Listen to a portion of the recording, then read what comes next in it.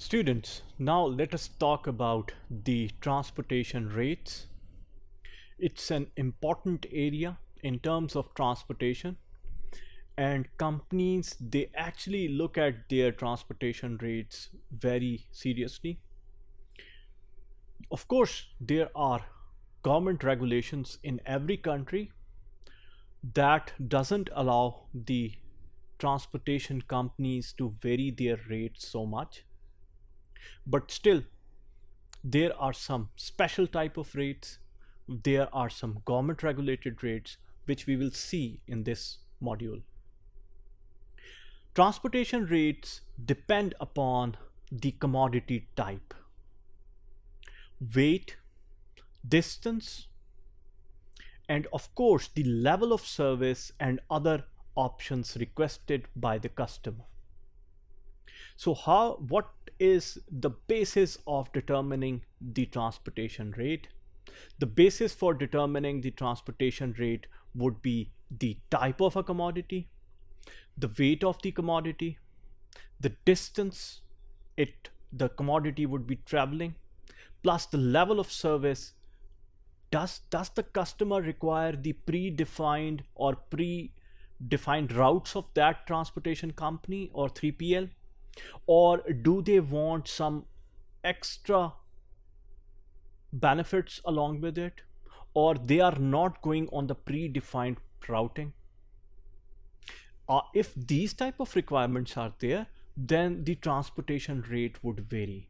So normally the transportation rates vary with the type, weight, and distance, but of course the level of customer service as well as the other options. For example, I want my product which is a bit fragile in nature, that is the type of the commodity, but other than that I want to have, like, at every seaport where it stays, I want some special storage area for it. That would be some extra requirement by the customer that needs to be included in the transportation rates. The rates for a bulk commodity may be less than the rate for a fragile commodity. So what does it mean? That for a bulk quantity or a bulk commodity, the rate is obviously lower than the fragile one. Low density commodities may have higher rates per hundredweight, that is CWT, than high density commodities. So when we have a product or a commodity whose weight to volume ratio is low, that is, we call it a low density commodity, it might have a higher rate in terms of transportation for the same distance or same destination than the commodity which is having a higher density. So denser product may have lower rate than the low density products for the same CWT, that is the hundredweight. This is the unit which is being used by the transportation companies, standard unit. What type of rates we can have? We can standardize some of the rates, or we can classify some of the rates. Some of the rates would be falling in the category of weight-based rates. These rates vary with the weight of the freight shipped and not with the distance. So in these type of rates, we will not take into account the distance which is being traveled. But of course, we will only be looking at one benchmark or one point of decision, that is the weight of that commodity. Examples for such type of weight-based rates would be including the postal rates and some of the couriers and overnight service rates. So they vary with the weight of the product rather than the distance of the product. मैंने एक courier which is within 1 kg send किया to Brazil, और same destination in Brazil मैंने let's say in Brazil Casablanca आपने send किया उसको, same destination मैंने 2 kg का एक पार्सल भेजा है, the rate would be different, rate would be higher for a 2 kg parcel for the same distance because it's a weight based rate. Of course there are breakpoints. Sometimes the companies, the 3PL service providers, they actually give you the breakpoints, threshold points. Threshold points would be what? Okay, if you can, if up to this weight your rate would be this, above this the rate would be normally higher, but it would be increasing non-linearly. Non-linear भरने से क्या मुराद है rate का? Non-linear भरने से कि ये मुराद है कि for example for up till the threshold value of let's say 5 kg I am paying rupees 100 per kg for some destination,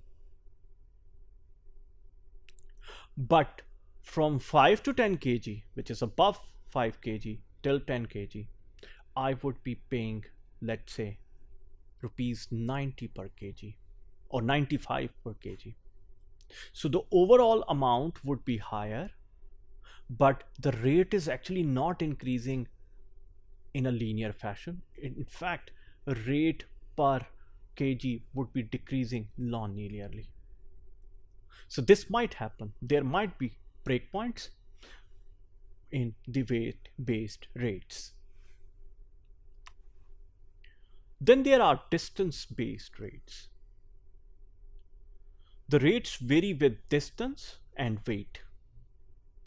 For a given weight, the rate vary with the distance either directly in a linear fashion or in a non-linear fashion. Now it's an important rate, distance-based rate.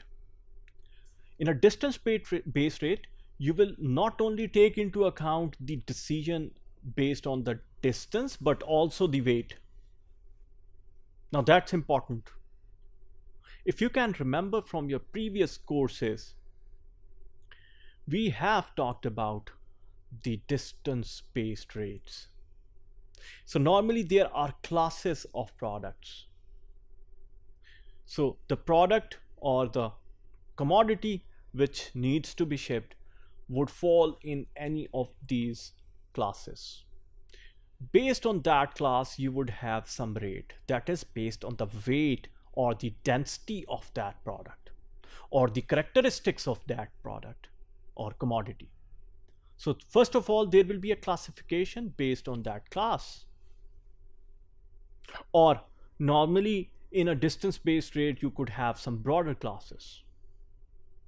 And then you will multiply it with the distance that commodity would be traveling. And now the rate which you have, it could be based on some breakpoints as well. That means quantity based भी हो सकता है. Quantity की base पर और distance के बढ़ने पर the rate would either increase linearly or it would be non-linear in nature. दोनों हो सकती हैं. Most of the line hauls rates vary directly with the distance, since the key expenses are related to the fuel and labor. Fuel varies with distance and labor varies with time, which depends upon distance. Line haul rates is a very good example of distance-based rates. Line haul. You would have some intermodal service, or even for intramodal service, the carrier type would change. Mode of transportation might change. Both things are there. You are going by road and now you are going by rail, line haul. You are going by road and now you are going by port, by sea, line haul. So there is a distance. There is the weight of that commodity involved as well. But the labor, the time of that labor, it would also be included in it. So that's an important thing for a line haul. So weight-based rate, distance-based rates would be there for the line hauls as well. We have other different type of rates as well.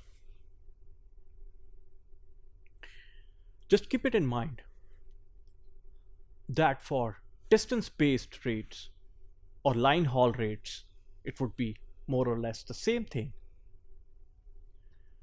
We have classes. First of all, the commodity is classified in any of the classes, and then the distance comes as the secondary thing, but it is duly included in the rate. So the total rate would be the class rate plus the distance rate. Transportation companies normally use standardized classes, or in other words, the regulated classes, which is the as per the standard, international standard. But there are rates which might not be as per the standards. It could be the demand-based rates. Demand-based rates would be dependent upon the demand in the market. If I have less number of customers this month for transportation, I might vary my rate, so that congestion of customers increase. It might also happen that my contract rates are different from the standardized rates.